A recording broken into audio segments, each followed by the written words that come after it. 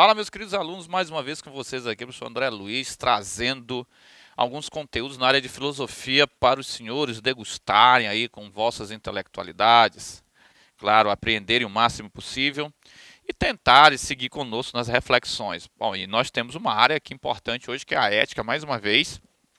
Nós temos muitos conteúdos agregados à ética, e aí eu quero que os senhores acompanhem com muita calma, porque muitos conceitos aqui são complicados, eles precisam estar no lugar certo para que nós possamos, na verdade, aproveitá-los, tá? Então eu te convido, por exemplo, a fazer este passeio comigo, mas antes de nós pegarmos este bonde da filosofia, este trem ou este avião da filosofia, a filosofia em si nos proporciona isso, eu quero que meu filho aí mantenha a atenção. E para isso você já sabe que precisa sempre ter tudo aí perto de você, evitando que você, na verdade, possa perder o foco, tá bom? Então, pegue o material, caneta, o que for preciso. Não esqueça também de sentar bem direitinho para evitar o cansaço, ok? Isso aí pode tirar a tua atenção também. E mantenha-se direcionado ao nosso conteúdo para também não perder o foco, ok? Como eu falei para vocês, nós vamos abordar a área aí da ética mais uma vez. A ética é uma das áreas da filosofia, bom, nesses tempos, né, que tem muita popularidade. A gente escuta por aí, a gente vê também, lê, tem contato, até pelo cotidiano, as pessoas falando do termo ética, se referindo à falta de ética, as questões políticas, né, que são tão carentes deste processo ético. Bom, são várias as nuances, as possibilidades de você, claro, atingir este vocábulo, se referir a ele ou, na verdade, né, manipulá-lo. Bom, mas nós já temos aula aqui na plataforma Gonçalves Dias, então eu te convido a ir aqui na própria plataforma e analisar o conteúdo sobre ética que nós já temos. É um conteúdo vasto, um conteúdo importante, um conteúdo que vale a pena você estar dando uma olhadinha, claro, como básico, né? A nossa intenção aqui também é dar início, né, ao conhecimento prévio, básico, né, para que você não saia somente, né, com aquela velha impressão sobre as coisas, não. Que você tenha algumas armas a mais, alguns conteúdos a mais, alguns conceitos a mais, para que possa, na verdade, também chegar a conclusões, reflexões e um conhecimento crítico, ok? A ética, ela necessita, ela carece de toda essa base para que ela possa ser discutida, ok? E dentro desse estudo da ética, né, meus amores, nós temos aqui algumas modalidades desta ética, né? Agora eu quero chamar a atenção de vocês numa coisa. São muitas as literaturas que vão diferenciando, classificando das maiores maneiras possíveis, das mais variadas formas possíveis e com muitas nuances ali, tá? Então, assim, quando você geralmente abre um livro, você vai ver várias maneiras de você dividir o conteúdo ético, as éticas das virtudes, as famosas deontologias, as éticas aplicadas, pragmáticas, a metaética e a ética normativa, que ela acaba abrangendo uma série de éticas juntas, tá? E isso é importante. Nós vamos tratar da famosa ética normativa, tá? A metaética, a ética aplicada, a gente vai deixar um pouquinho ali para depois tocar neste assunto. O ramo da ética, por exemplo, os elementos da ética ou a nuance da ética, certa forma, a fórmula da ética que nós vamos, né, a formulação ética que nós vamos mais encontrar é a ética normativa. É uma das que faz mais sucesso, é uma das mais bonitas, mais comentadas e mais estudadas, tá ok? E, obviamente, nós já vamos dizer para vocês que a ética normativa, como o próprio nome já sugere, ela está, claro, preocupada com as regras. Ó. A preocupação da ética normativa, tá, é fundamentada a partir das leis, das regras, da norma, né, as normas estipuladas. Então, a ética normativa é uma investigação, certo? Ou seja, um processo heurístico, ou, claro, é uma investigação sobre as, claro, leis, ok? Nós sabemos que a legislação, ela tem este papel ético, tá? Ela carrega dentro de si esta possibilidade, esta potencialidade de estabelecer o nosso comportamento como ele deve ser, tá? Claro, as regras, certo? Obviamente nós sabemos que a moralidade, dentro da filosofia, ética e moral se separam e a moralidade, através das regras, ela vai reger esse nosso comportamento, tá? E aí temos também, como o próprio nome já vai trazendo, tá? As normas, tá? Daí o nome éticas normativas ou ética normativa, tá? Isso que orientam o nosso comportamento. Obviamente que estas leis, essas regras, estas normas, elas vão orientar o nosso comportamento. É importante que se tenha, claro, em vista, a partir do termo ética normativa, né, estas normas, leis e regras, elas serão, claro, um imperativo dentro deste processo de investigação. Nós sabemos que a nossa sociedade, para que ela se organize, ela precisa traçar este caminho através dessas leis, dessas regras, dessas normas. É um elemento fundamental organizacional da vida coletiva. Sem este elemento, nós não teríamos como, na verdade, conviver pacificamente. Nós não teríamos como traçar meios de estarmos juntos um ao outro, de conseguirmos ter a possibilidade de conviver. E esta convivência, este convívio, ele precisa deste caráter regulador. A partir das leis, tá? A partir das regras e das normas, nós temos esta regulamentação. Tá? Você pode perceber que alguns filósofos, né, quando vão tratar da ausência desta lei, né, é muito comum alguns falarem sobre caos, desordem. Existe a expressão, né, daquela bagunça dentro do convívio social, que não seria muito, claro, utilizável, porque nós precisamos de uma organização. E aí, quando você vai sistematizar ou organizar, obviamente as leis e as regras elas se tornam muito importantes, tá? Bom, existem aqui várias possibilidades de nós abordarmos as éticas normativas, mas, sem dúvida nenhuma, tem uma delas que é fundamental. E aí nós vamos justamente tentar estabelecer como ela funciona, tá bom? Nós temos a deontologia. Olha aqui, acompanhe conosco a famosa deontologia. Tá? Sem dúvida nenhuma, é uma das modalidades éticas que exige o nosso carinho, a nossa apreensão e a nossa investigação. Tá? A deontologia, famosa ética do dever. Famosa ética do dever. Certo? Olha aqui. Esta ética do dever, da obrigação, da necessidade, obviamente ela precisa das suas normas, das suas leis, das suas regras, ou no caso, né, das suas recomendações, onde tudo é possível, tá? Para construir esta noção de dever, que é fundamental para nós, seres humanos. Quando nós estamos falando, por exemplo, essa questão do dever, nós estamos também estabelecendo caminhos para que o comportamento humano possa ser regido e, desta forma, ele possa ser, claro, propiciador do convívio mais adequado dentro da sociedade. Então, a noção de dever é uma noção fundamental que é estabelecida a partir ou das regras, normas e leis, ou até das recomendações, tá? Claro que não é obrigado ter uma regra objetiva definida. Você pode até ter uma sugestão, uma recomendação, aquilo que pode ser apenas delineado vagamente, mas eu preciso de um norte para isso, ok? A deontologia hoje ela é muito comentada, muito estudada, principalmente aplicada à teoria do direito também, tá? Essas leis, olha, como nós colocamos aqui, obviamente nós sabemos que o sistema jurídico, aquele que nós utilizamos para fiscalização do comportamento, ok?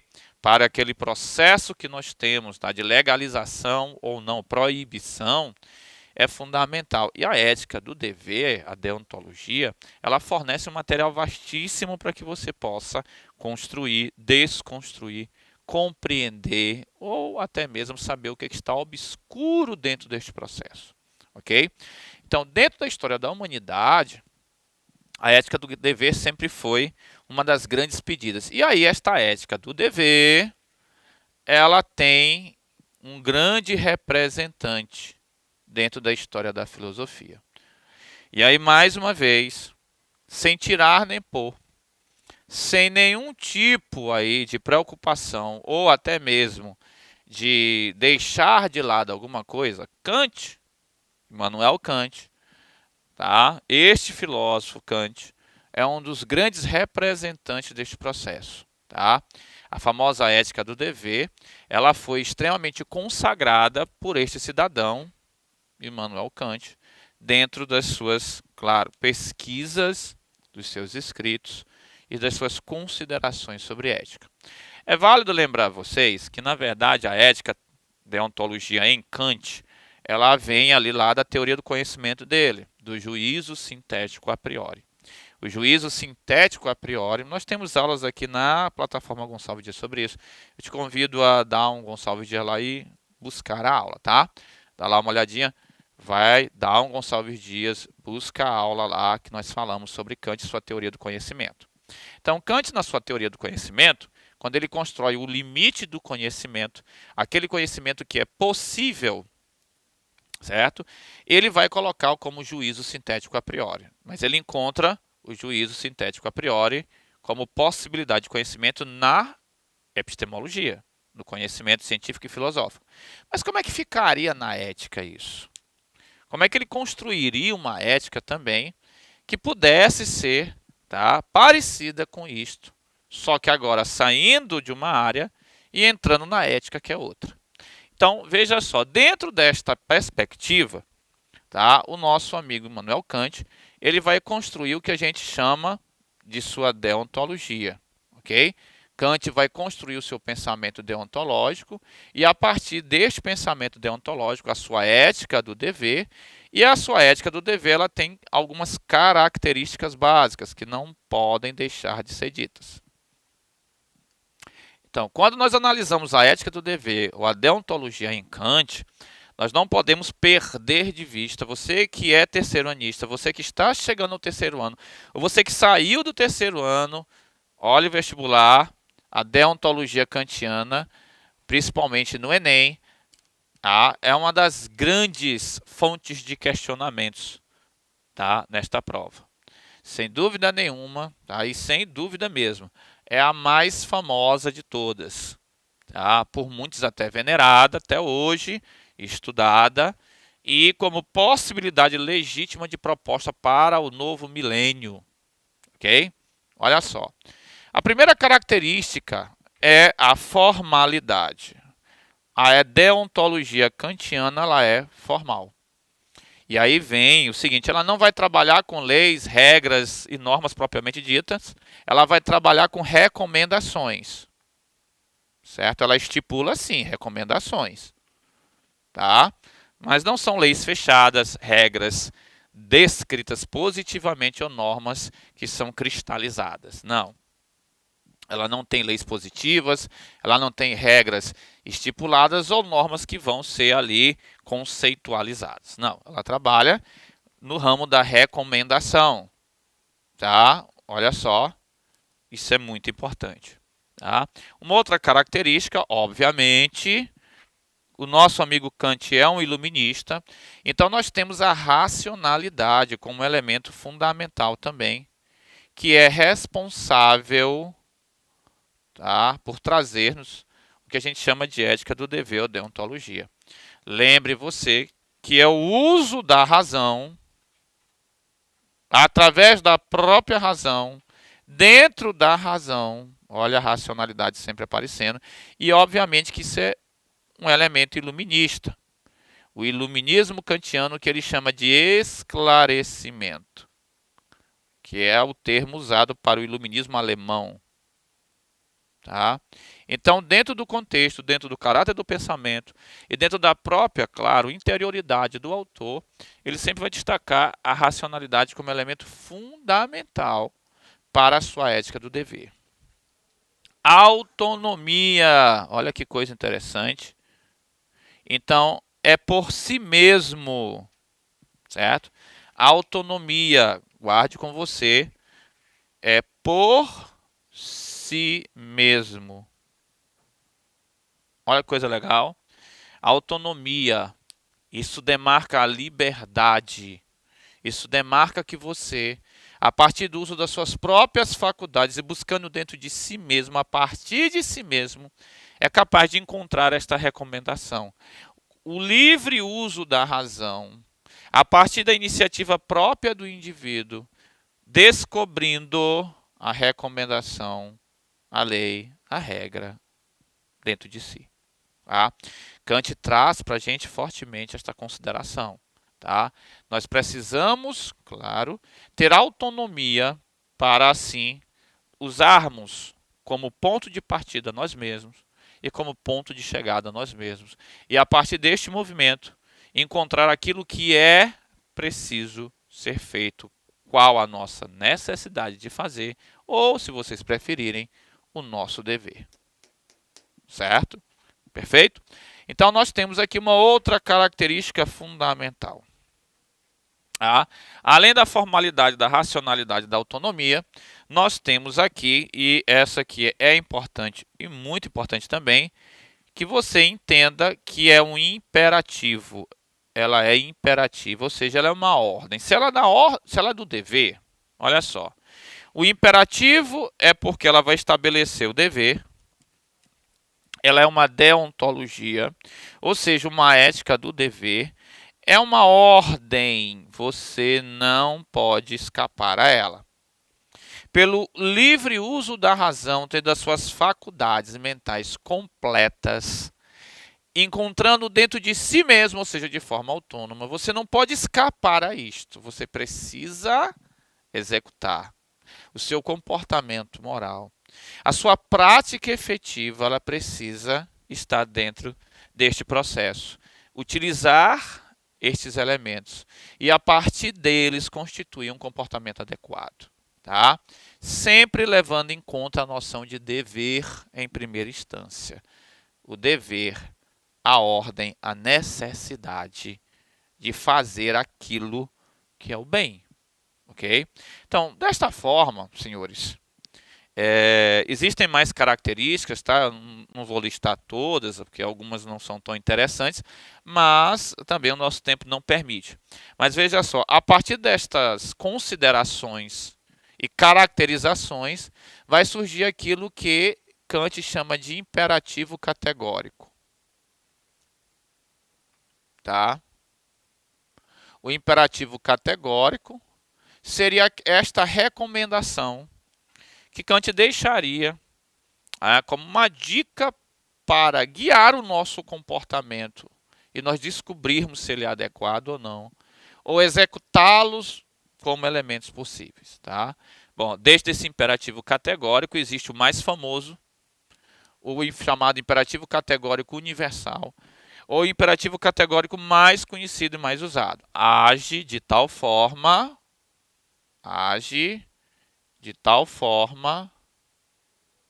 que a tua lei